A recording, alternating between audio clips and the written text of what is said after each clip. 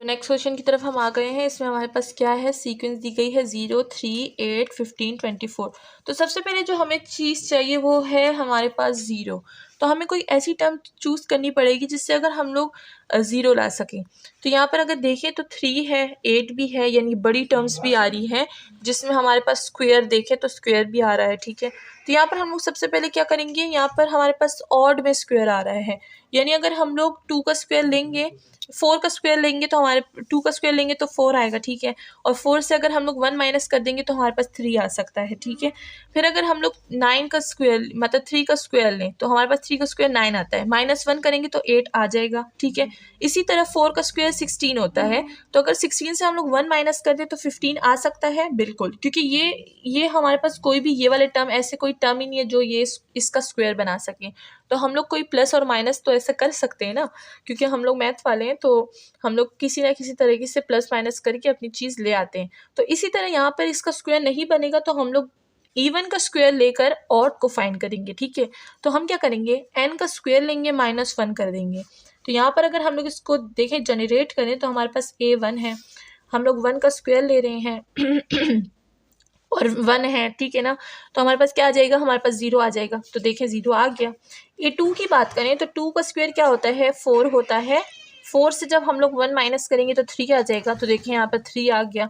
इसी तरह a3 से हमारे पास 8 आता है, a4 से हमारे पास 15 आता है और a5 से हमारे पास 24 आता है, और इसी तरह ये सीरीज चलती रहती है। तो ये हमारे पास हो गया सॉल्व। अब हम लोग करते हैं नेक्स्ट क्वेश्चन।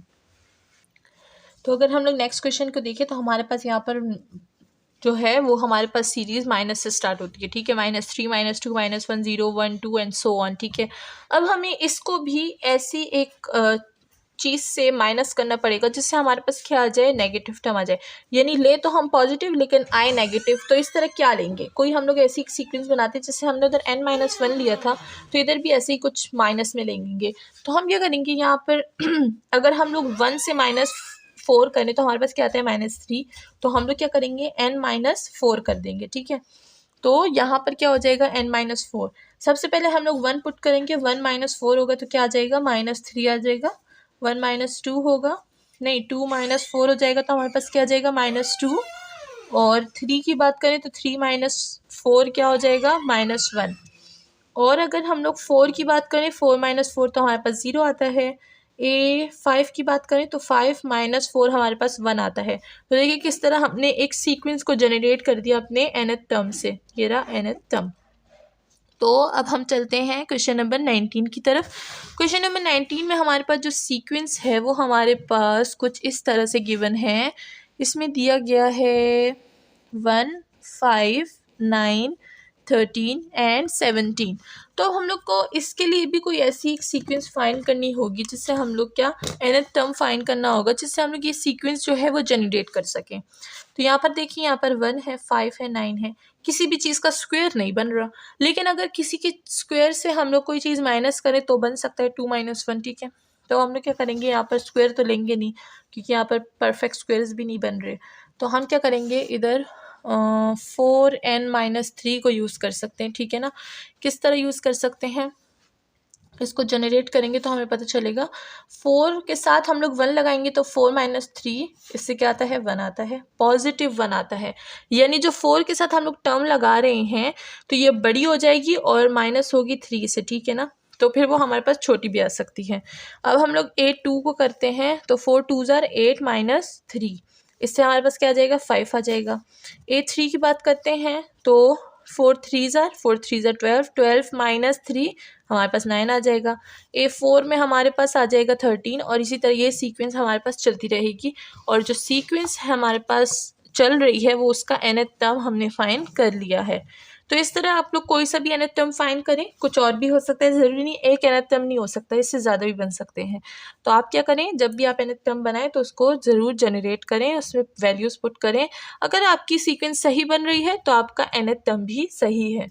तो अगर हम यहाँ पर देखें, यहाँ पर हमारे पास क्या है, स्क्वायर जा रहा है 2 का स्क्वायर और फिर यहाँ पर 2 का क्यूब है, फिर 10 है, तो यहाँ पर सही से स्क्वायर भी नहीं बन रहे हैं, ठीक है ना इवन के स्क्वायर बन रहे हैं ना ऑड के बन रहे हैं। तो यहाँ पर अब हमें कुछ माइनस भी करना होगा स्क्वायर से, ठीक है ना, तो हमारे पास एक टर्म बन सकता है। तो इसके लिए हम क्या यूज़ कर लेंगे, इसके लिए हम लोग को एक अच्छी सी nth टर्म बनाना होगा जो कि होगा 4n-2। चेक करते हैं इसको a1 डाल के, तो 4 1 4, 4 -2 से हमारे पास 2 आ जाएगा। a2 होगा 4 2 8, 8 - 2 6। a3 की बात करें 4 3 12, 12 - 2 हमारे पास 10 आ जाएगा। और इसी तरह ये हमारे पास जो सीक्वेंस है वो चलती रहेगी। तो ये हमारे पास बहुत ही सिंपल सा nth टर्म था। अब चलते हैं नेक्स्ट क्वेश्चन की तरफ। ये जो हमारे पास क्वेश्चन है, ये अब हमारे पास जो लास्ट के दो सीक्वेंसेस हैं, ये हमारे पास बहुत ही ज़्यादा मुश्किल सीक्वेंसेस आती हैं, क्योंकि इनके लिए जो nth टर्म है वो बहुत ही ज़्यादा डिफ़िकल्टीज से बनता है, ठीक है।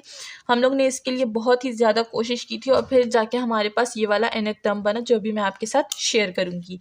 तो ये जो nth टर्म है, ये हमारे पास कुछ है an, जिसमें हमारे पास आता है 1 + -1 पावर n+1 डिवाइड करता है 2 पर।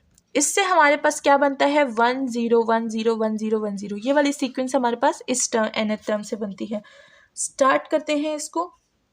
1 + -1 पावर क्या है 1 + 1 है, डिवाइड करते हैं 2 से। तो यहाँ पर क्या आ जाएगा, पावर पॉजिटिव है तो 1 + 1 क्या हो जाएगा 2 हो जाएगा। 2 / 2 1 आ जाएगा हमारे पास। a2 को भी निकालते हैं। 1 प्लस इधर क्या आ जाएगा 3 + 1 हो जाएगा, डिवाइड हो जाएगा 2 से। तो यहाँ पर क्या हो जाएगा 2 + 1 है 3 हो जाएगा। तो 1 यहाँ पर माइनस हो जाएगा 1 और डिवाइड होगा 2 से, तो हमारे पास 0 आ जाएगा। इसी तरह ये जो सीक्वेंस है ये हमारे पास सो ऑन चलती रहेगी। तो ये देख लें, ये बहुत ही ज़्यादा इम्पॉर्टेंट है। सीक्वेंस क्या बनती है 1 + -1 पे पावर है n+1 डिवाइड करता है 2 से। अब चलते हैं नेक्स्ट क्वेश्चन की तरफ। वो भी इसी तरह है, उसका जो nth टर्म है वो भी इसी तरह बहुत ही ज़्यादा मुश्किल है और इसको भी हमने काफ़ी प्रैक्टिस के बाद निकाला था। द सीक्वेंस हमारे पास आती है 0 1 1 2 2 2 2 3 और 3। इसी तरह हमारे पास जो सीक्वेंस है ये हमारे पास क्या होती है, चलती जा रही होती है। इसके लिए हम लोग एक nth टर्म निकालते हैं जो कि हमारे पास है, यहाँ पर लिखते हैं n-1/2 प्लस माइनस पे 1 हम लोग पावर लेंगे n और यहाँ पर लेंगे 1/2 और यहाँ पर इसको होल को डिवाइड कर देंगे 2 से, ठीक है। ये हमारे पास क्या हो गई, ये हमारे पास सीक्वेंस हो गई। इसको जब हम लोग जनरेट करना स्टार्ट करेंगे तो हमारे पास यही चीज़ आएंगी। स्टार्ट करते हैं 1 पुट करते हैं -1/2, यहाँ पर प्लस हो जाएगा -1 और पावर n हो जाएगी 1/2 हो जाएगा और डिवाइड करेंगे 2 से, जिससे हमारे पास आ जाएगा 0। जब 2 हम लोग निकालेंगे तो यहाँ पर 2 लिख देंगे। -1/2 प्लस -1 पावर 2 1/2 डिवाइड करेंगे 2 से, हमारे पास आ जाएगा 1। और इसी तरह ये वाली जो सीक्वेंस है ये हमारे पास सो ऑन चलती रहेगी। अब करते हैं नेक्स्ट क्वेश्चन जो कि है फाइंडिंग लिमिट्स के।